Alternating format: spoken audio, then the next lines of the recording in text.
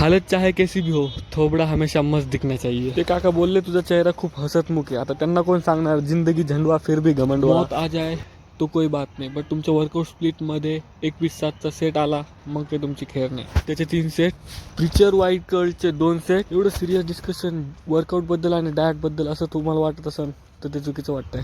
कारण हे डिस्कशन होतं जिम में हरियाली थोडी कम आहे आज. हॅमर कर्लचे 2 सेट. ट्रायसेप्ससाठी स्क्रल क्रशर हे माझं खूप जास्त फेवरेट आहे, कारण माझं मसल अँड माइंड कनेक्शन खूप जबरदस्त होतं त्याच्यामध्ये. हा सेट 4 हेडच्या बॅकला 10 आणि 4 हेडच्या एक्झॅक्ट फ्रंटला 10 असे 2 सेट घेतले. रोप प्रेस डाऊनचे 2 सेट. रोप किक बॅक.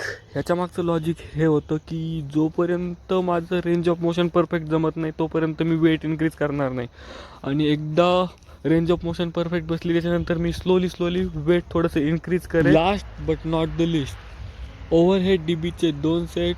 जाता जाता एकच सांगायचं आहे, कुठल्याही मसलचं फंक्शनल एकच असतं, पूर्ण स्ट्रेच करून तो कॉन्ट्रॅक्ट करणं.